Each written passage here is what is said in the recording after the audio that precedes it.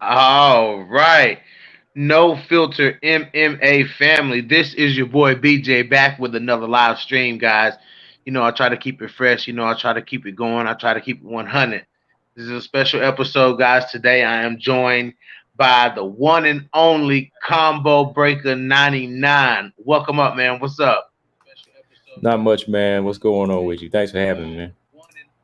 Absolutely, bro. Like I appreciate you coming on, bro. It's a pleasure to have you here. So, Yep. Combo Thanks for Breaker having me. hit me up, guys, and he told me, he said he got something he want to talk about.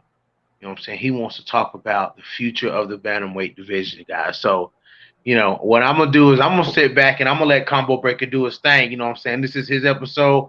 I want him to talk. So let's go, bro. Let's get right into it. Yeah, man. So, this was something, I was just doing a test live stream yesterday, Right? and I was just having some internet trouble, but I wanted to just talk about the future of the bantamweight division. After seeing the fights last weekend, GDR versus Juliana Pena, Holly Holm versus Irene Aldana, and now that you kind of chimed in and you said that you wanted to kind of cook on it, I just wanted to ask you a few questions as well as just speak on it myself as far as like, okay, so Holly Holm, she scored another win, which probably lead to another title shot.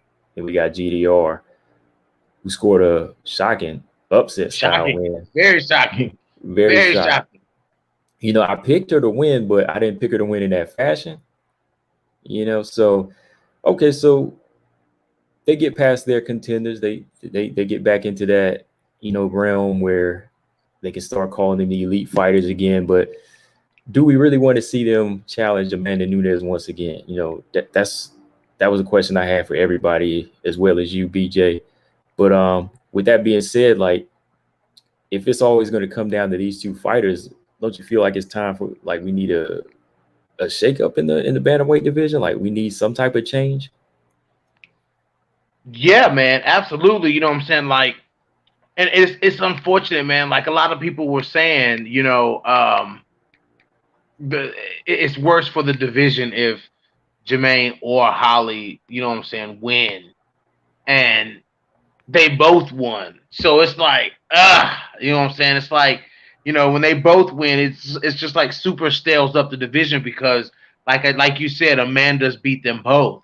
You know what I'm saying? Like Amanda's beat GDR and Amanda's beat Holly Holm. If Aldana had won, or Juliana Pena, not both, but if one of them had won, you know what I'm saying, then you could make the argument for either one of those girls to fight for the belt. But what I feel like as far as people that somebody needs to show themselves as a contender, you know what I'm saying, you still can't count out Kellen Vieira. You know what I'm saying? Kellen Vieira is still there. You know what I'm saying? She's still there. She just picked up a win over Sarah Eubanks. And floating around at the top, you know what I'm saying? We gotta see what Sarah McMahon's gonna do. I've seen some social media posts where people were saying, where's Sarah McMahon? She's like, I'm working on a big fight for you guys. You guys are gonna love it. So I'm like, okay, so Sarah, all it's gonna take is one fight, one win for Sarah McMahon to be right back into the talks. You know what I'm saying? And then on top of that, you know what I'm saying, you got fighters like Kunitskaya that are there. Kunitskaya is right there, you know what I'm saying, floating outside of the top five. You know what I'm saying? So you have fighters that can swoop in and take those opportunities. But Combo, let me ask you a question. How did you feel those fighters like Kunitskaya, Sarah McMahon, you know what I'm saying? And I even went as far as saying, maybe Macy Chasson can pick up one or two good wins that'll put her, at the top of that division. How do you think those fighters stack up to GDR, Holly Holm, you know what I'm saying, even Amanda Nunes? Well, I'm glad you asked because that was kind of leading into what I was going to say. Because just looking at the top 10 right now, I know it might sound harsh, but I just kind of feel like the ladies we got in the top 10, I think a lot of them had already peaked. I think a lot of them had already peaked where we're going to see them at Right. the level where they're just going to kind of go back and forth with each other. Like, Yana Kunitskaya, she might beat Sarah McMahon one day, but then Sarah McMahon, she might fight a Marion Renault, lose to Marion Renault or beat Marion Renault. Then that Marion Renault might fight Yana Kunitskaya again, then she might lose to her. So it's like I Right. feel like all of these ladies already faced each other, and it kind of reached the level they're going to face. So we're kind of stuck with that third tier, just stuck in that same place where we got Holly Holm and GDR. You know, they're going to be stuck in the same place they are because they're never going to beat Amanda. You know, I'm just being real. I don't really think they're ever going to Right. get to a level to beat Amanda. So it's just like we're going to be stuck with these tiers. And then let's say you put the number 11 fighter Macy Chase on in there now. I think the only thing that would be holding her back would be the weight, because on the real, she needs to be a featherweight. She don't look good at Right. bantamweight, in my Right. opinion. Right. She doesn't. She doesn't look good at 135. You know what I'm saying? But you know, and a lot of people, you know, in combo, you know, I'm no stranger to backlash, bro. You know, I get backlash. Like me and backlash are like one and the same. You know what I'm Bro, who you saying? So, telling? but a lot of people don't see. Now it's hard for me to say, you know, Kunitskaya would beat Amanda Nunes. You know what I'm saying? It would be hard for me to say that. But, you know, I see fights with GDR and Holly. I see, in some ways, I see that being very winnable for Kunitskaya. Like, she can win a fight with Holly, or she can win a fight with GDR. You know what I'm saying? Like, maybe I'm wrong for saying that, but I do feel like, you know what I'm saying, she could at least get that far in the division. I think it's What you hard to think? say because Yana couldn't even, you know, she couldn't take the power Aspen lad. So I'm looking at GDR landing something clean on Yana, you know, and True. then just going back to Yana versus Chris Cyborg. Like, can she stand up to the power? Can she get on the inside and make it interesting? Does she have enough physical strength to get in there and take it to the ground to nullify GDR? That's a question. Like, I'm actually thinking, like, what about Yana versus Holly? How you think about that fight? Right. Like, Yana versus Holly, man. That's a fight, man. That's a fight right there. Like, people sleeping on the idea of that fight. That's a fight, bro. I actually think that Like, would I be a mean, better matchup. I think that'd be a better matchup. I think Kunitskaya could beat Holly. Like, I really see that as a winnable fight for Kunitskaya is Holly Holm, because, you know what I'm saying, when it comes to the clinch, you know what I'm saying, you know, Holly's strong, but so is Yana. Yana Kunitskaya is big and strong as well. They used to train together at Jackson Wink. You know what I'm saying? So it's like, you know what I'm saying, who would win that fight? But, you know, I think I think now is a prime opportunity for Sarah McMahon to really be, you know, for us to see the best of Sarah McMahon. I mean, what if Sarah McMahon could come in and string together two good wins, knock off Jermaine Durandame or something like that? You know what I'm saying? Then what? I mean, I'm grasping for straws here, man. Yeah, yeah. Yeah, believe me, everybody, you know, like her fans, even, you know, some people that aren't fans, they want to see Sarah McMahon do something to elevate herself because they want to see somebody different in there with Nunes. Let's be real, you know. So Yeah. I think looking at the rankings right now, if Sarah McMahon was to beat a Ketlin Vieira and then move up and beat like an Aspen Ladd, and she had to do them both in like dominant fashion, I think that's the only way they would push her to like a title shot. Okay, then you got Aspen. Not only do you have But she's out because GDR me. Holly, you got Aspen out there. What does Aspen do next? Like, What do you actually what do you think about her being number 3? Do you agree with that? yeah, man, I agree with that, because, I mean, I mean, arguably the biggest win you can say of Aspen Lads is Kunitskaya. You know what I'm saying? Like, I mean, that's arguably her biggest win. She lost that fight to GDR. You know, I don't think she should be ranked ahead of GDR because she lost that fight in devastating fashion. You know what I'm saying? She knocked off Kunitskaya, and boom. You know what I'm saying? I mean, I mean, 3. I'm not going to argue with her being ranked 3rd. Yeah, I could see that. Yeah, but I'm just thinking, like, depending on her inactivity, how long she's gonna be able to hold on to that spot. Yeah. I know, yeah, that's interesting. But let me ask you this though: do you really think Amanda fights at 135 again? That's the question. Like, that's the question. Does she even fight at 135 again, or will she give up that belt, only defend the 145-pound belt, You know what I'm saying? And then you see Holly versus GDR for the bantamweight belt. It'll sell. Mm-hmm. People will watch that fight. You know what I'm saying? I mean, the rematch in both fights were for a title. That's a good storyline, if you ask me. Yeah, I think for Amanda Nunes to fight at 135 is really going to depend on what she looks like against Megan Anderson. You know, if for some reason she just feel like she misses a step fighting, such a bigger fighter, she might want to, take it back down to 135. But there's going to be some point where she's just going to have to make a choice because nobody really wants to see her fight every 6-7 months defending one belt. I think the whole shock of her being a champ now is getting a little bit old, where you got to kind of make a Right. choice now because people want to see a different look in each division, if that makes sense. Right. But I don't personally like if she beats Megan Anderson in dominant fashion and they try to build a featherweight division. I don't see her going back to 135 unless the money is big for a Holly Holm fight. That's the only thing it would Right. be, I think. But then that leads me to this question too, Combo Man. Does Amanda Nunes beat Megan Anderson though? Amanda Nunes, did Like she beat me? does Amanda Nunes go in here and smoke Megan Anderson? I think so.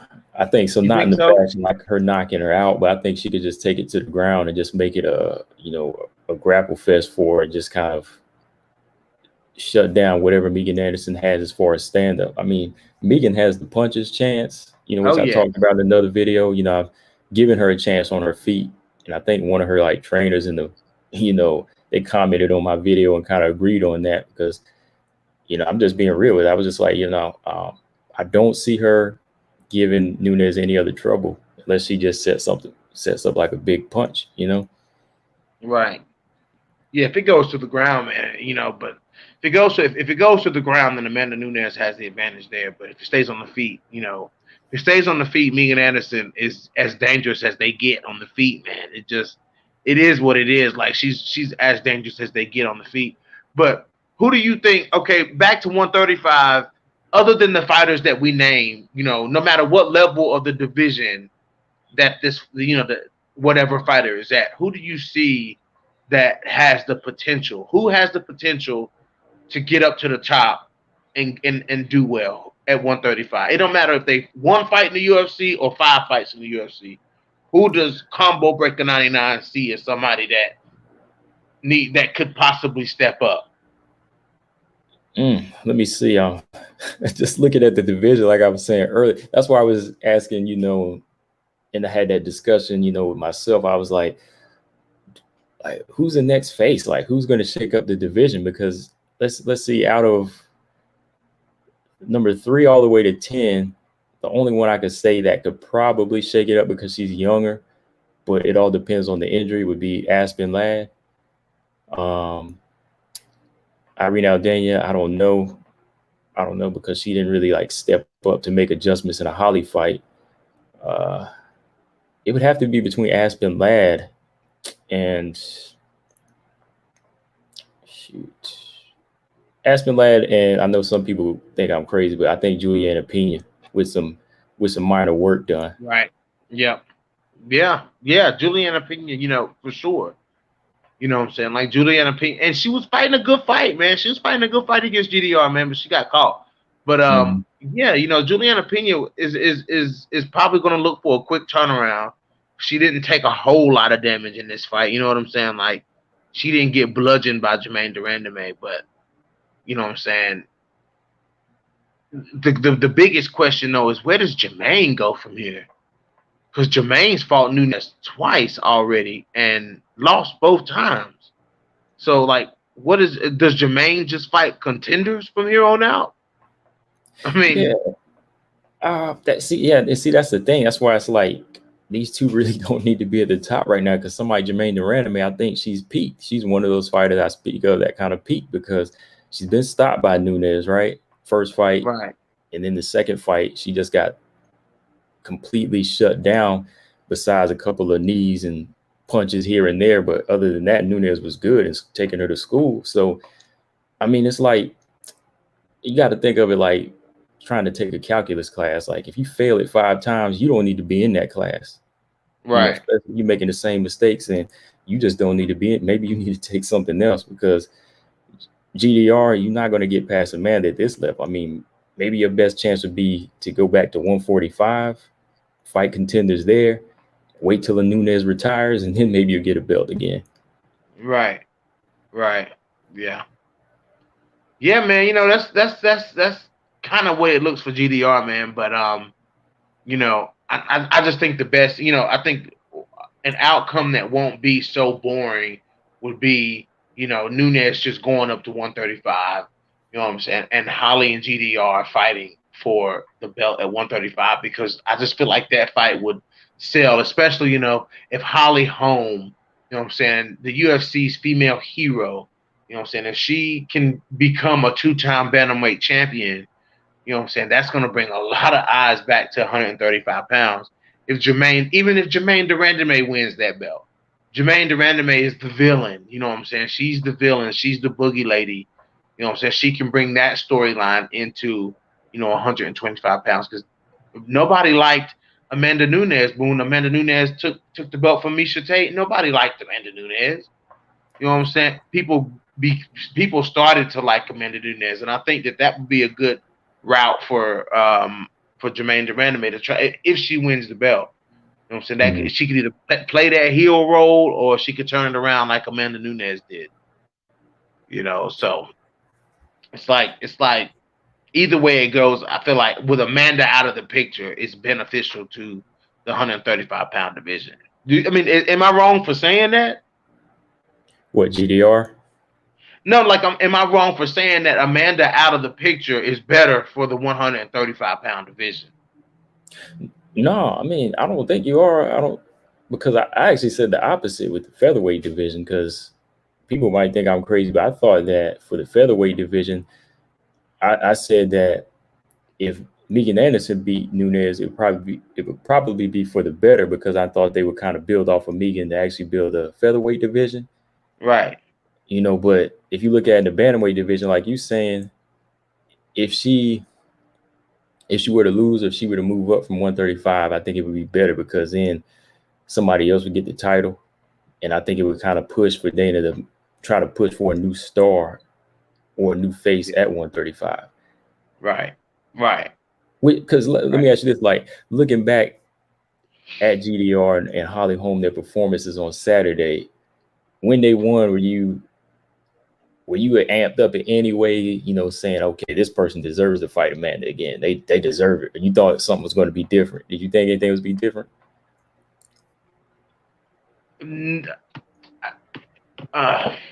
I thought I was hoping that I was hoping that Juliana Pena beat Jermaine Durandame. Mm-hmm. Like, so I was shocked when Jermaine Durandame won, but it wasn't like it just kind of left you like, okay, well, what's next? You know what I'm saying? Like, the whole buzz of Irene Aldana fighting for the belt, or Juliana Pena, because everyone's saying, you know, Juliana Pena could be a big threat to Amanda Nunes, which I still believe she definitely can be. But you know, Juliana Pena, that just when Aldana and Pena lost, it just left a bunch of question marks in my head. Like, okay, well, that sucks. You know what I'm saying? Like, it was like it wasn't the ideal outcome. Let me put it like that. I mean, that's the best way I can put it. Like, I mean, it wasn't the ideal outcome. It wasn't the best outcome for the division moving forward. The division stays put as of right now. Like, there's been really no movement at 135 pounds with these two fights. I mean, it kind of, you know, that's how I see it. I was looking at Marcus said GDR Holly will shake up the division. They ain't shaking it up yet. They ain't gonna shake it up anymore. And that's what I was getting at. I was like, yo, if they don't pass this calculus test after 5 times, they need to quit. Stemina says Nunes being out of the picture devalues both divisions, because everyone will see them as being full of fighters that Amanda was light years ahead of. WM needs fighters like Nunes for credibility. Okay. Women in combat sports. Hi, BJ. What's up, women in combat? Genesis Green, Marcus Bell, Stamina MC, comment section rolling. We're talking Bantamweight here. Okay, so how do you feel about what Stamina said, Combo? When he said Nunes out of the picture devalues both divisions because everyone will see them as being full of fighters that Amanda was light years ahead of. Women's MMA needs fighters like Nunes for credibility. I can kind of agree with that, kind of, because I feel like, yeah, definitely. It's like, I know you're not a big boxing fan, but like when I go back to when Floyd Mayweather was running the welterweight division, you know, he was the best fighter in the division. But like when he retired, there was a few fighters he already beat, so it was kind of like, okay, who else can be that real pound for pound king like Floyd was? But they had a shakeup coming on. You know, they had other fighters coming into the division like Errol Spence, Keith Thurman. They had other fighters that were on the come up. So I think the only way to keep it thriving would be to have that transition happening. So I do kind of agree with that, because if they both leave, I mean, if she leaves both divisions, then it'll be like, okay, what's going to happen? Well, it'll go down to Jermaine and Holly. But then it would be kind of even again. You know what I mean? It would be even where you wouldn't say, okay, Nunes is going to beat them all. You know, it would be more competitive again. I mean, I agree with that too, man. Like, I mean, that's a really good point, man. But it's just like, I mean, are you okay? So is it safe to say that 135 pounds right now is just pretty much kind of stale? Like, it's kind of like 135 is kind of dead right now. Is that safe to say? I think it's definitely it's on a drought right now. It's definitely on a drought. That's why I wanted to talk about it, because it's something like Dana ain't paying attention to. You know, he made a big mistake when he didn't just sign Tanisha Tennant. You know, he put her through the Contender Series instead of saying, okay, I need a new face. You know, you sign Kay Hansen, you sign Jin Frey, but you don't go ahead and take a chance with the former Invicta tournament winner. You know, somebody who's showing like skill and IQ. You don't go ahead and take a chance with Tanisha and sign her. But you're kind of taking a chance with the former champion of Jin Frey, who never fought at strawweight. You know, she fights at atom weight, but you make her move up 10 pounds. And he signed Miranda Maverick. And you signed Miranda Maverick, yeah. So yeah, I'm thinking, okay, you sign that winner of the Invictus Series. I think you should do the same. You should sign Tanisha Tennant, because right now she offers something that a lot of the bantamweights to me don't have, and that's like a different type of IQ and work ethic, you know? So the more and more he doesn't see or recognize new faces, then yeah, it'll just die out pretty soon. But right now it is on a drought. Yeah, I mean, I don't. It's like Dana picks and chooses, you know, the type of fighters that he wants to see. And like, what was more beneficial for him signing Miranda Maverick than it would be signing Tanisha Tennant? You know what I'm saying? Like Miranda Maverick is going into the flyweight division where she probably 9 times out of 10 gonna get beat up. You know what I'm saying? Like, I mean, the flyweight division, a lot of people don't see that division as, you know what I'm saying, like exciting, but there's a lot of good girls on each level at 125 pounds. You know what I'm saying? So it's like Miranda Maverick, it's gonna be hard to see where she goes. Tanisha Tennant, I see a lot of winnable fights for Tanisha Tennant at 135 pounds. There's a lot of winnable fights. You know what I'm saying? Because and guys, Combo Breaker, I'm not sure if you are aware.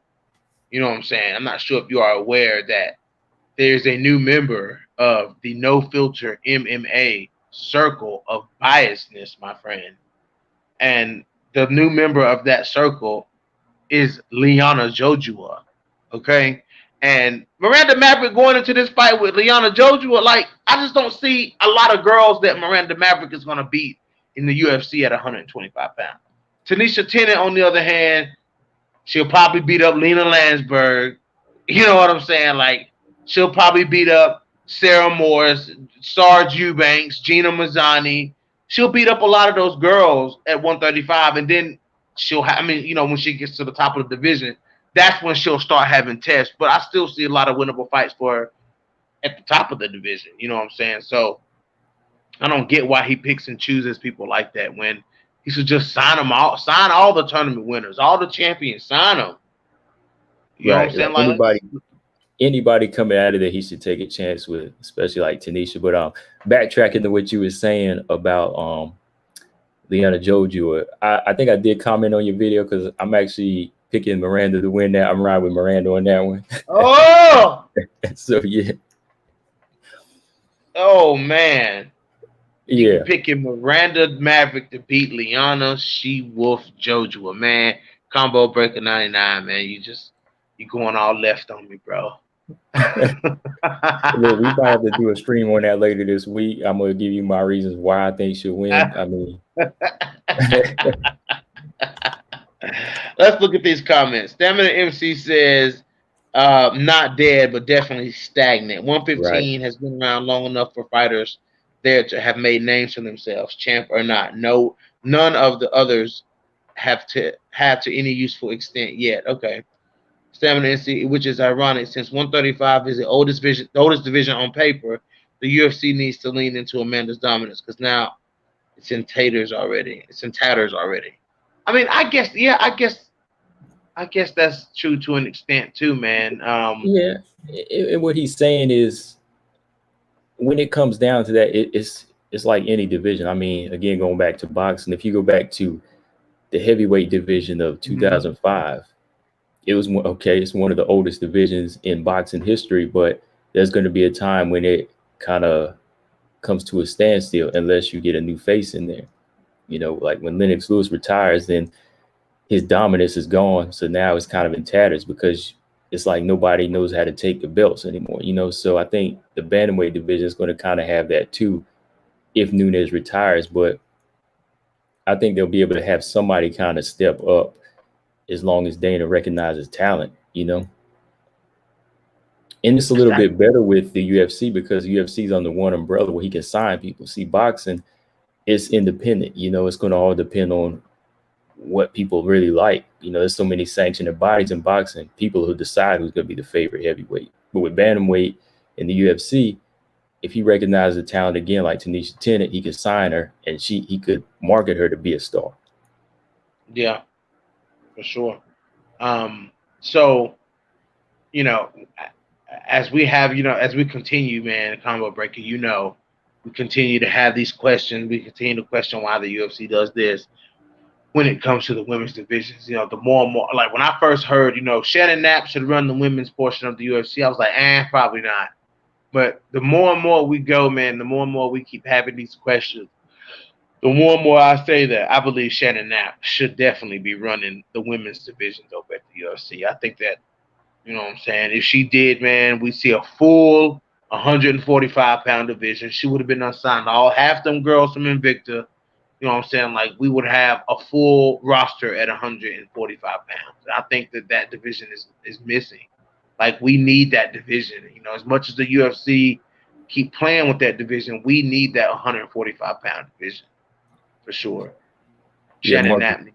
Marcus Bell said the women bantamweight division isn't dead like the featherweight division. The featherweight division is non-existent. Right. It's non-existent. So they don't even have any legs or heart to beat. So leg to stand on, heart to beat. But I think the featherweight division, it could be something as long as they start bringing in people. But like, well, you got Danielle Wolf now, so no. Oh no! Oh no! Let's not even talk on somebody's 1-0. I mean, that's the face. That's supposed to be the face, man. That's the face of 145. I still give that to Felicia Spencer. I give it to her over Danielle Wolf. I don't even know why they thought of signing Danielle Wolf. That girl gonna have to beat Felicia or Megan or, you know what I'm saying? She's gonna have to beat somebody at 145 pounds for me to even look her way, dude. You know what I'm saying? I mean, I'm just being real. Oh yeah. She go in there and starts Felicia Spencer, then I'm like, okay, Danielle Wolf is the truth. But now, I'm curious. Who do you think they gonna match her up with in her first fight in the UFC though? because she ain't making 145 pounds. And now, oh yeah, combo breaking. I wanted to say something to you about this. Um, I guess that Kayla Harrison is cutting ties with PFL, suing PFL. So we could see Kayla Harrison come over to the UFC or to Bellator. What you think about that? I think that's kind of interesting though, because I was like thinking about that the other day when I was looking at like PFL not putting on, not even like taking effort to put on any events. It's like they haven't put on or even tried to schedule even like some non-crowd events. So I definitely understand that with that happening, somebody Kayla Harrison can't live off of the $1 million that wasn't really $1 million after you take all the taxes out. So she has to find a home. So, and what's she fighting at lightweight, right? Mm-hmm. Yeah, she's gonna have to start thinking of cutting weight.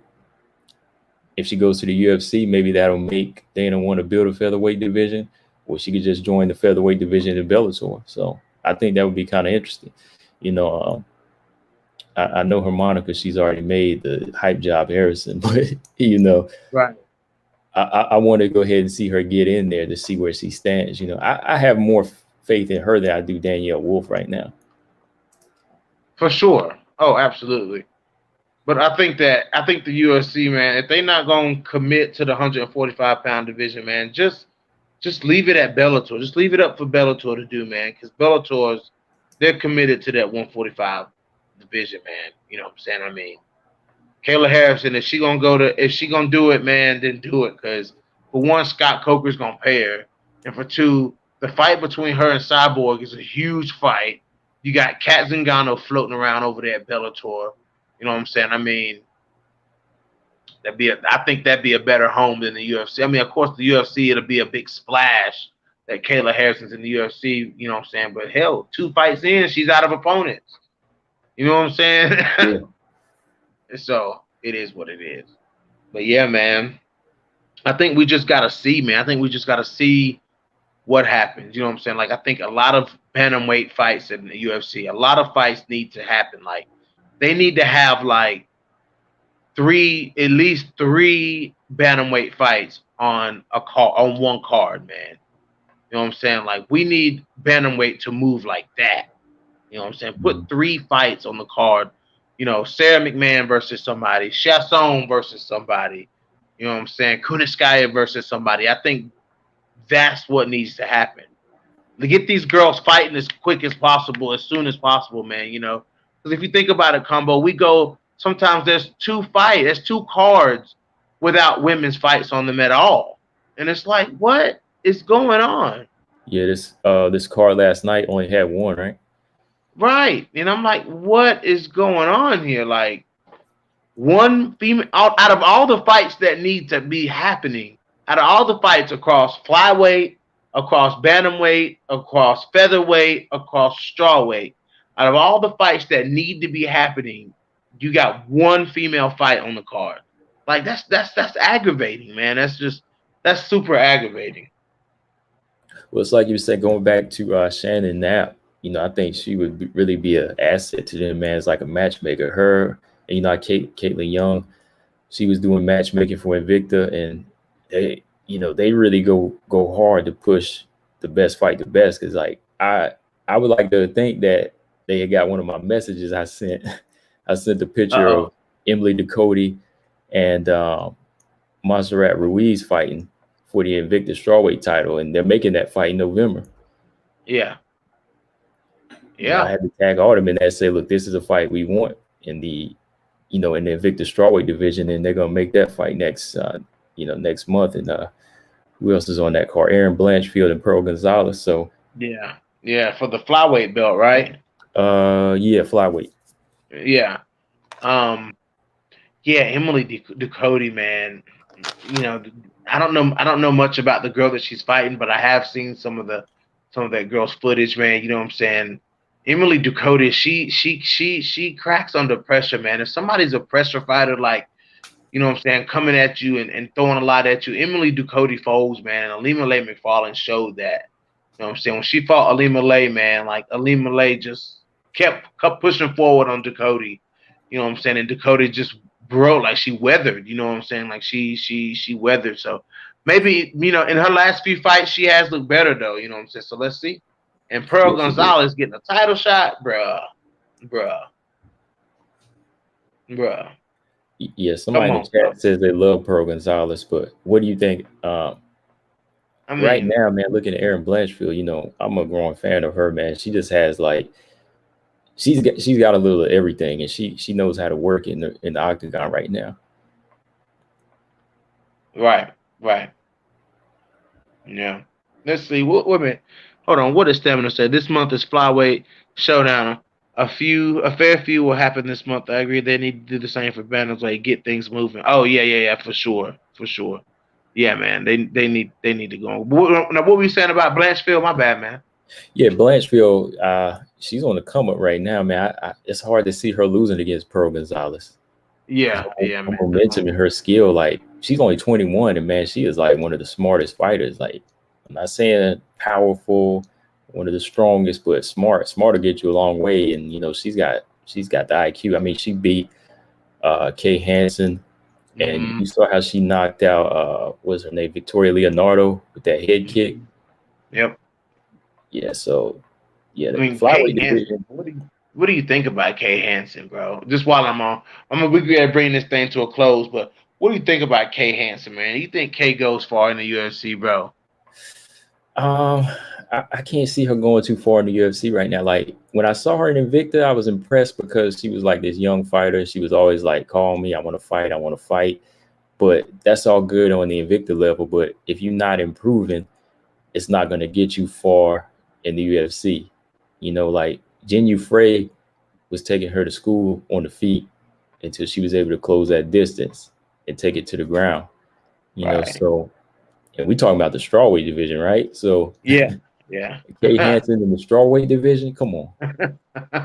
All I gotta say is Loma Labutni. That's enough. I don't even have to say, Tatiana. I don't have to go that high. Jan Jana and all those fighters. And shit. Mackenzie Dern. You want to go to the ground, Mackenzie Dern? Right. And dude, like girls like Angela Hill, you know what I'm saying? Dude, they gonna piece Oh yeah. they gonna piece Kay Hansen up tremendously on the feet, bro. You know what I'm saying? Like them girls, she get in there with somebody fast paced like Angela Hill or Michelle Watterson, they gonna piece her ass up, dude. Oh Piece her yeah. ass. I just don't see where she goes at 115 pounds, man. I don't see where she goes. But Oh, we'll see. she's actually fighting. She's actually fighting Cora McKenna, who won off the. She won her fight, I think, on week 2 of The the contenders. Contender Series. Yeah. Yeah. And I don't know. I got to lean towards Cora in that fight, man, because she was showcasing some skills. So, and her and Yeah. her power was something like when she stands on her feet. I don't know. I don't know if Kay Hansen gets to the ground, of course it'll be different. But if Cora keeps it standing, it's going to Cora. Yeah, man. I don't see it being good, looking good on the feet. I thought they would put her in there with Ashley Yoder. You know what I'm saying? I'm thinking myself, Ashley Yoder beats Kay Hansen, dude. Because Ashley Yoder is actually good, man. Like Ashley Yoder gets, she gets a lot of bad decisions in some of those fights. You know what I'm saying? But Ashley Yoder, dude, I thought that they would make that fight, man. And you would have heard me go insane for Ashley Yoder. That's all I know. I just Yeah, don't see. Ashley got some good. She definitely got some Yeah. tools about her. It's just something about maybe it's like she needs a stronger team or something. But she definitely has like the heart to go in there and fight anybody.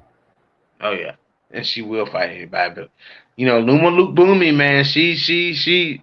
A lot of people loving Luke Boomy. I like her too, dude. Like Luke Boom. I like saying the name for one, but Loma Luke Boomy is the truth, dude. She real out here at 115, bro.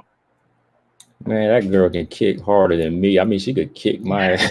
She be throwing them kicks. Them kicks are vicious, man. I And would what's lay the down for other them body Invicta kicks. champion? What's the other Invicta champion? Verna Jandiroba, dude. Verna Oh yeah, Jandiroba, the truth too, bro. her and Mackenzie Dern up next.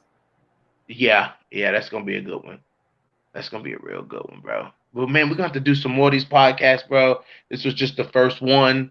You know Yeah, what for I'm sure. saying? We came, when me and the guys from Bloody Campus get on here and get the wrapping up, bro, you should definitely join in. It's a fucking riot in here when we get going. So, yeah, man. Yeah, Appreciate you coming on today. yeah, no Did you problem, man. enjoy yourself? Let me ask you one more question about the Go ahead, bantamweight bro. division. Yeah, I was gonna say, so what do you Go ahead. think they need to do right now as far as like switching it up? It's What do like, you mean? making it, putting a shake up in the division. Um, I think that the UFC needs to, other than inject new talent, I think they need to go out on a limb on some of these girls um, that are at the bottom of the division. You know what I'm saying? Like, not the bottom of the division, but the lower end of the division. You know what I'm Yeah. saying? Like, give Macy Chasson a big fight. Let Macy Chasson fight Ketlin Vieira. You know what I'm saying? Like, give Macy that chance to beat Vieira and get boom right up in the top. You know what I'm saying? Hmm. Or let who else am I thinking? Give me another good name at the bottom half of 135. Let me see. I ain't gonna say Lena Lansbury. Yeah, they just beat up on Paulina. What about Um, Julia Avila? She's like number 15 right now. Julia Avila, give Julia Avila a big fight.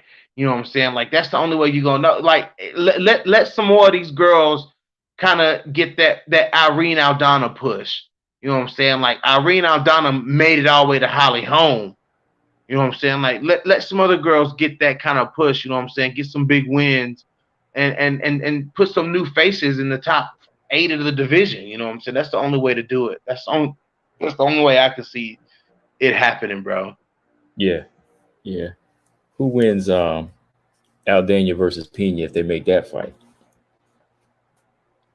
The way Juliana Pena was fighting Jermaine Durandame, man, you know what I'm saying? I'm gonna have to go Juliana Pena, man. I mean, Juliana Pena she was not afraid of Jermaine Durandame, and I loved it. I loved that. You know what I'm saying? Yeah. Like, I love the way Juliana Pena came out with that high guard, which I said she would do. You know what I'm saying? She would come out with that high guard. You know what I'm saying? Stalking forward. She was stalking Jermaine Durandame down in that fight, dude. Classic Juliana Pena. You know what I'm saying? And go back and if you guys don't believe what I'm getting ready to say, go back and look at the fight. Go back and watch the fight. Juliana Pena started timing the counter jab on Jermaine Durandame. Jermaine Durandame would throw a strike. Juliana Pena would counter it. She was countering Jermaine Durandame with that jab. And then that's why she was able to blitz forward. And a couple of times in this fight, she was able to blitz forward and land a flurry of shots on Jermaine Durandame. And boom, what did she get? She got the clinch, which is where Juliana Pena does a lot of great work in the clinch with the knees and the elbows and just tiring you out in the clinch, man. Juliana Pena actually was fighting a great fight against Jermaine Durandame. Jermaine just put that arm in play at the right time, and she was able to snatch up that neck of Juliana Pena. But you know what I'm saying? I'm gonna have to go Juliana Pena over Irene Aldana, man, just because of the style, man. That grappler heavy style, man. That's a dangerous style. What you think? Yeah. I agree, man. I think I'm gonna have to go with Pena because I always felt like Irene Aldana was like the boxer. I feel like she was like the more calculated striker, but Pena, she was putting hands on GDR. Right. She caught her with a good right hand the first round. She caught her with another left hook and a couple of flurries to get her way in. And like her stance, she was like walking GDR down, whereas Right. Irene Aldana was following Holly. So I was like, why she's like dragging her foot? I was like, she's not really like. I know somebody said Right. she had like a foot problem after the fight, but it's like you didn't even know how to cut the octagon off to get to Holly. So it's like Right. you might actually get schooled by Pena. Pena wants to make adjustments and take it to the feet because again, yeah, Pena, she showcased a good chin. Which Right. impressed me. I picked her to get knocked out by GDR, but she showcased a good chin and actually tired Jermaine out in that fight. Right. Right. But Right. once Yeah. again, she kind of let her heart get ahead of her, and she made a big mistake. like she did in the Valentina fight, because the Valentina fight was competitive until she got submitted. I mean, I'm gonna go back and watch it. I kind of want to do a throwback post fight on Pena versus Valentina, because it was competitive until it got, till she got Man, submitted. no, it wasn't. No, it wasn't competitive. It was not. That fight was not competitive at all. That was a one-sided beating by Juliana Pena. It was a one-sided beatdown. She was beating Valentina Shevchenko at every corner of that fight. You know what I'm saying? She against the cage, she was beating Valentina. On the ground, she was beating Valentina. On the feet, she was beating Valentina. You know what I'm saying? It just is. Like, I think Valentina landed like maybe like one or two body kicks because Juliana Pena keeps her guard so high. You know what I'm saying? And I I'm think looking at the Valentina chat. landed. BJ, you asking for here? It'll come in the chat. Oh, I would listen, dude. Listen, bro. Anytime you say that somebody was beating Valentina Shevchenko or that somebody will beat Valentina Shevchenko, you can expect that, bro. That's second nature to me. It doesn't matter. I don't care what they say. But and Marcus Bell, if you go and watch the facts are facts, dude. Facts are facts. Take opinion out of it. Facts are facts. You go watch the Pena and Valentina fight, and like I told y'all to do before, stop the fight right before the submission happens, and you tell me who was winning the fight. You stop that fight right before the submission happens, and if you tell me that Valentina Shevchenko was winning that fight, then you guys, I don't know what the hell y'all watching, because that's just the craziest shit I ever heard. Like, that was just the craziest shit I ever heard. All right, I got something else. See, the longer I stay on, sometimes I keep coming up with stuff. This is a question. Keep going, bro. Keep going. This is a question for you and the chat. Okay, if Nunes decides to retire today, or if she chooses to move up to 145, Valentina chooses to move back up to bantamweight, do you think she can become champion again? No. You think Valentina can become champion again? Yeah. Probably not. No. Who do you think she would lose to that would stop her for getting the title shot? Jermaine Durand. The title. Jermaine Durand. Listen, man, that's Jermaine Durand would put the size difference between her and Valentina would just be it would be crazy, you know what I'm saying? Like, I mean, she was able to survive in there with Holly. She was able to beat Holly because she didn't have to worry about Holly knocking her out. You know what I'm saying? Like, Holly not gonna knock you out with hands. You know what I'm saying? GDR will knock you out.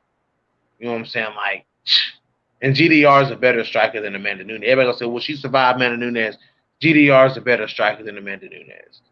You know what I'm saying? Like, there's girls at 135 pounds at the top that would give Valentina a lot of problems just because of the sheer size. If you look at the size of the girls in the top 7, top 8, they're all girls that could be fighting at 145 pounds.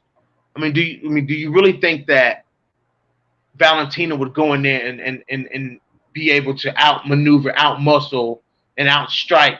I mean, I'm gonna start from the bottom. You know what I'm saying?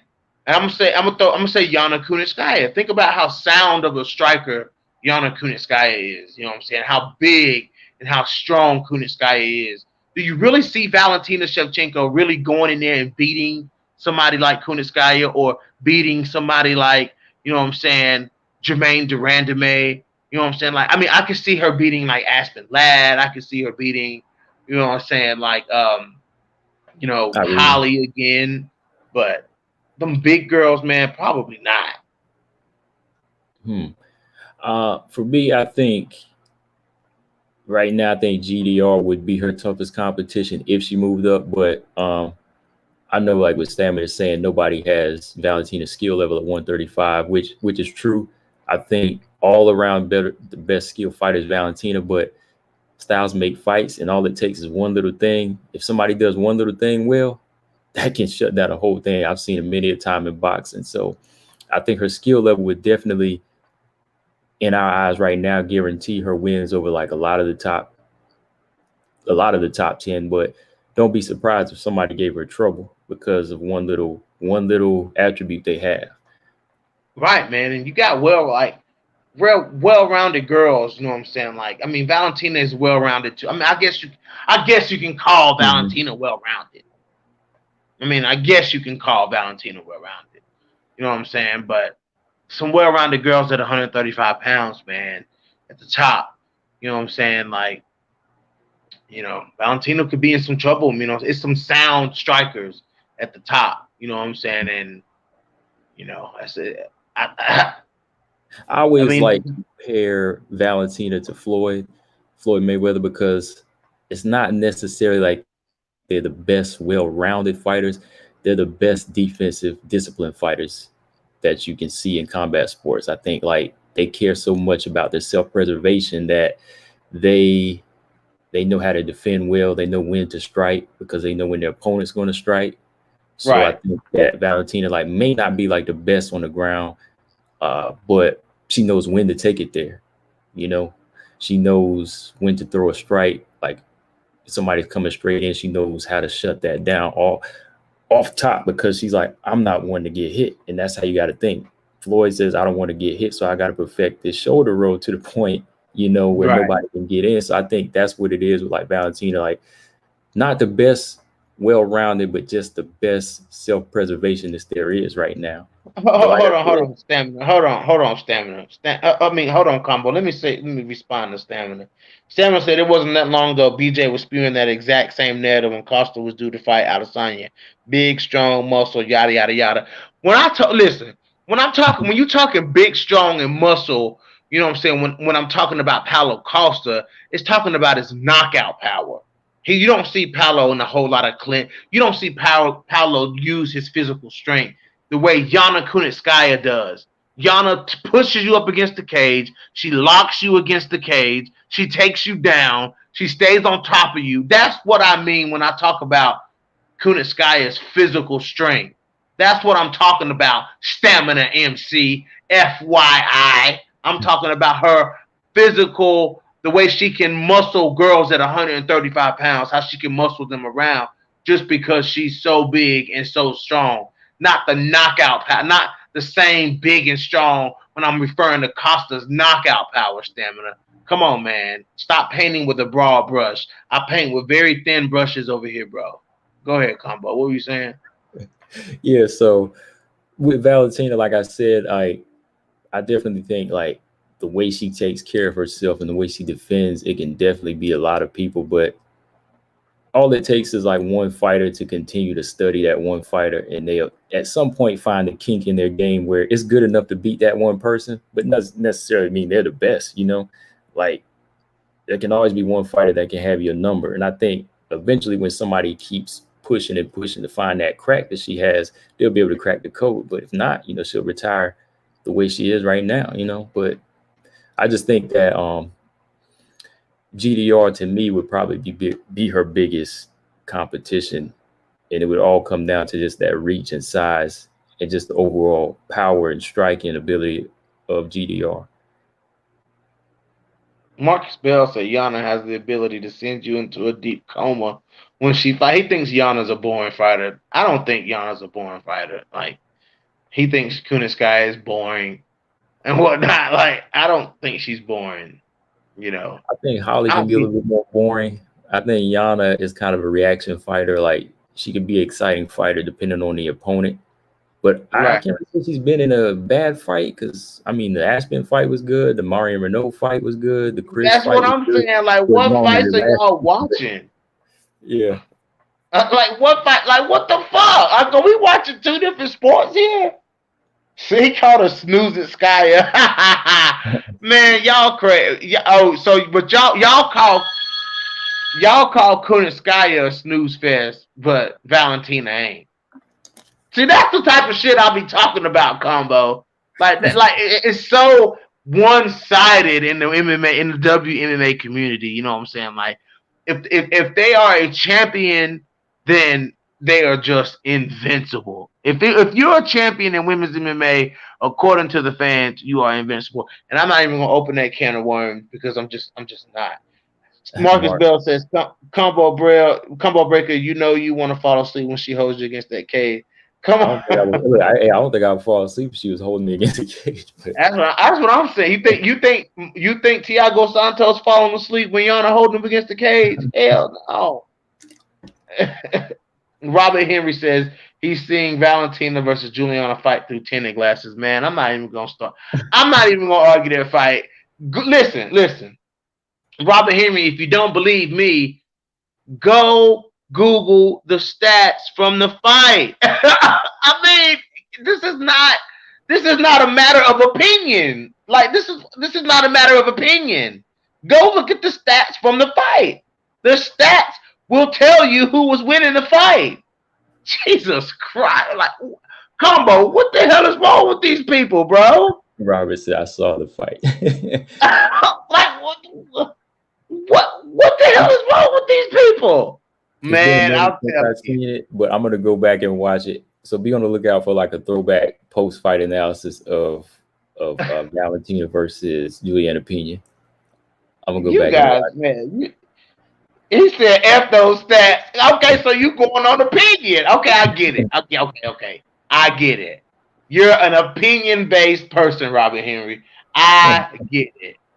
Because I'm a facts-based person. You know what I'm saying? Like, I base what I say off of facts. You know what I'm saying? So there's always that struggle between facts versus opinion. So I get it. I get it, Robert Henry. I get it. I get it, Robert. Okay. Yeah, he said who won the fight, period. Yeah. Valentina won it, bro. Yeah. She won it. Yeah. Listen, Combo Breaker, listen. Combo. The only reason they get on here is to do this. Be ready for a Combo. You start going live, you're gonna run into the same thing. Anyways, guys, we're gonna wrap this thing up. You got anything else you want to say, Combo? No, I'm good, man. Thanks for having me on, though. Thanks to my new subscribers and everybody. Just come through and subscribe, y'all. If y'all haven't subscribed, if you listen to my channel, just keep listening. That's right, guys. When I do, guys, we just goofing off on here tonight. I'm gonna have to get Combo back in when me and the guys from Bloody Canvas link up for sure. Because that's when the Combo. That's when it all goes. We all go in the drain, bro. when it's all of us on here, bro, it's a damn riot. So we'll have to get you on when those guys are on. Let me read this last comment. I'm ending this thing. Combo will never get lost in the sauce the way you repeatedly do, BJ. He's more methodical and reason. Stamina MC, man, I'm not even gonna do it, man. I'm not even gonna do it. I've had a good weekend, Stamina. This is my weekend off. I'm not arguing with you, bro.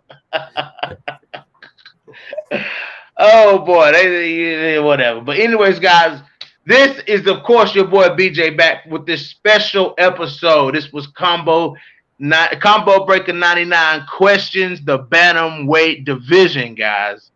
So of course, if you just tuning in, go back and listen, guys. It was a great episode. Jump over to Combo Breaker 99 on YouTube and subscribe. Hit that subscribe button, of course, guys. And we out of here. Peace out, Combo. Later, y'all. Later.